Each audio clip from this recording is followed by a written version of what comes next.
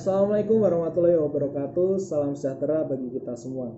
Dewan juri yang terhormat serta rekan berpikir kami dari tim kontra maupun tim pro yang sangat luar biasa. Sebelumnya izinkan saya untuk memperkenalkan tim kontra dengan nama tim Hypernova dari Universitas 11 Maret Surakarta.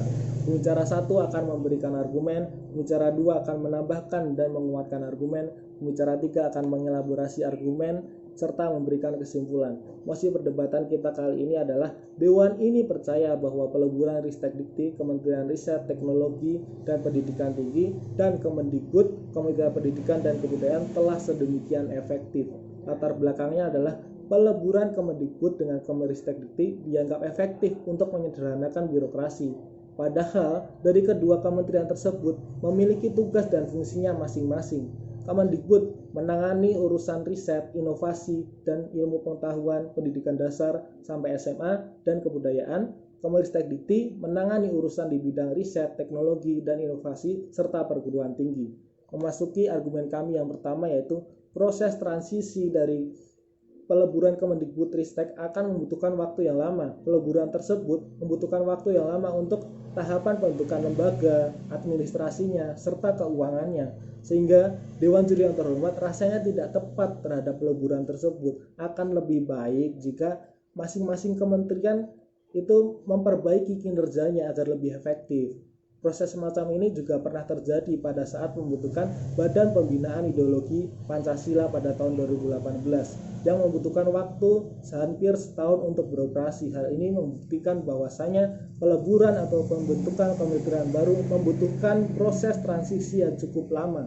Dewan Juri yang terhormat, kami menawarkan solusi kembali ke status quo awal, Kemendikbud sendiri, Kemenristek sendiri, sehingga kedua kementerian tersebut dapat lebih fokus terhadap tugasnya masing-masing. Oleh karena itu, kami dari tim kontra sangat tidak setuju dengan peleburan Kemendikbud Ristek. Sekian dari pembicara 1, terima kasih. Saya selaku pembicara 2 dari tim kontra akan menyampaikan argumentasi bahwa kami menolak adanya mosi pada hari ini. Yang pertama, peleburan Kemendikbud dengan Kemenristekdikti semata-mata hanya untuk membentuk kementerian yang baru. Pada pasal 15 Undang-Undang Nomor 39 Tahun 2008 tentang Kementerian Negara menyatakan bahwa jumlah maksimal kementerian negara adalah 34 kementerian. Adanya peleburan Kemendikbud dengan Kemenristekdikti karena pemerintah akan membentuk kementerian yang baru yaitu Kementerian Investasi. Namun keputusan tersebut datang secara tiba-tiba setelah kelembagaan Ristek atau BRIN terkatung-katung selama 2 tahun. Hal tersebut mengindikasikan bahwa pemerintah tidak memikirkan strategi riset nasional secara matang. Dilansir dari kompas.com, pengamat kebijakan publik Universitas Trisakti Trubus Rahadiansa menilai bahwa pemerintah itu mengutamakan kepentingan investasi daripada perkembangan riset dan teknologi.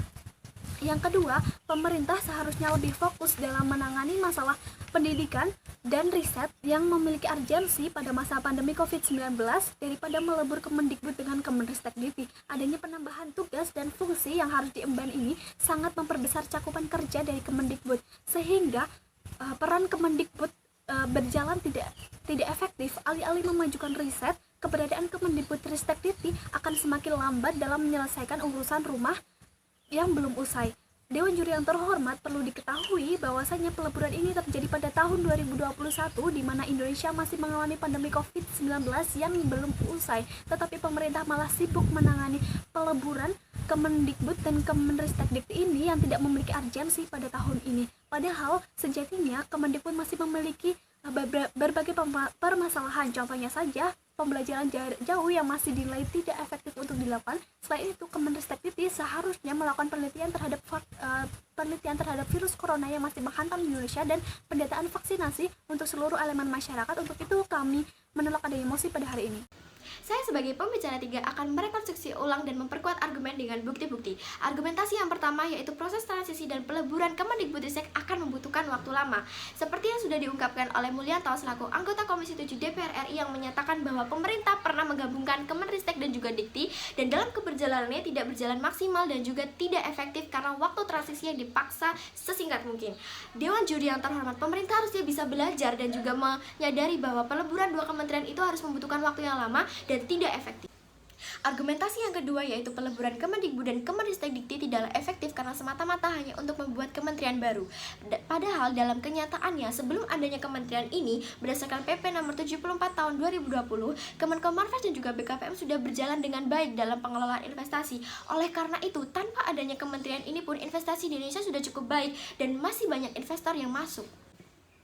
Argumentasi yang ketiga yaitu pemerintah diharapkan lebih fokus dalam permasalahan pendidikan dan riset yang memiliki urgensi saat pandemi COVID-19 ketimbang melebur Kemendikbudristek. Dewan Juri yang terhormat, seperti yang kita ketahui bersama bahwa Kemendikbud memiliki tugas yang cukup berat. Salah satunya adalah PPDB online sistem zonasi, di mana dalam sistem tersebut masih ditemui permasalahan, yaitu kesalahan titik koordinat rumah para calon peserta didik. Sehingga dalam masa pandemi COVID-19 seperti ini yang seharusnya bisa dilaksanakan secara online, orang tua siswa tetap harus datang ke sekolah untuk melakukan konfirmasi. Selain itu, diungkapkan juga oleh Bambang selaku Menteri Kemenriset bahwa pemerintah seharusnya lebih fokus dalam riset penanggulangan COVID-19.